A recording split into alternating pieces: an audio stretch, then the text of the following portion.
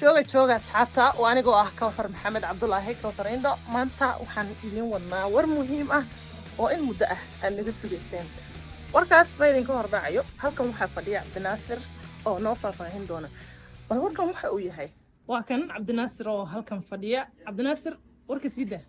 Kawthar intaan warka asxaabta aan u guda gelin waxaan rabaa inaan halkan uga jawaabo nin la dhaho Jaamac Hargeylle bilkoor wuxuu soo weydiiyay saxaafadda kala dhan waxay joogaan WhatsApp channelka BBC Somali maxay uga maqantaa waxaan rabaa inaan dhaho Jaamac waa ku maqalnay ugu dambeyntii waxaan ku soo biirnay WhatsApp channelka BBC Somali ciwaan ayay ku leedahay halkaas lagu soo biira adiga iyo asxaabtaada Cabdinaasir waa yahay haddaba muxuu yahay WhatsApp channel waa bogga ay WhatsAppka ku leedahay BBC Somali waxaadna nagala socon kartaan sida caadiga ah nagala socon kartaan bogaggeena kale ee Facebooka Twitterka iyo kuwa la midka ah haddaba sidee loogu biiri karaa WhatsApp channel Firdawsa ayaa noo sharaxaysa way fududahay haddii aad tahay sideeda camal oo haysatid iPhone wadadan ayaad raacaysaa si aad ugu biirtid WhatsApp channelka marka aad soo bisho WhatsAppka waxaad toos u aadaysaa dhanka statuska waxaad search ku qoraysaa BBC Somali waxa ku soo bixi BBC Somali News Channel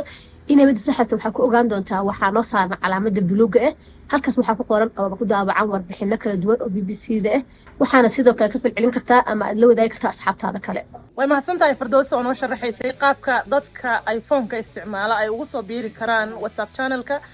walka waran dadka Android-ka isticmaala waxaanu tageynaa Liibaan Cabdi Warsan Liibaan waxaad ka mid tahay dadka isticmaala telefoonka nooca Android-ka bal dadka u sharax qaabka ay ugu soo biiri karaan WhatsApp channelkeena Kawthar dadka isticmaala telefoonada ku shaqeeya systemka Android-ka sida Samsung hadda aan haysto kaleeto waxay ugu soo biiri karaan WhatsApp channelkeena ayagoo marka ugu horeysa taabanaya updates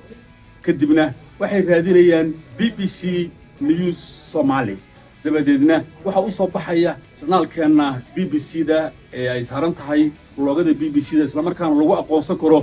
calaamada buluuga ee korka saaran ومحسن yahay Liibaan asxaabta idinkuna waad ku soo biiri kartaan WhatsApp channelka linkiga hoos ayaan idin soo dhigi doonaa oo halka ku geyn doona daqiiqad ayaad wararka ula socon doontaan su'aal kale ma jirtaa social media kale oo aad jeclaan lahaydeen idan ku soo biirno nala wadaaga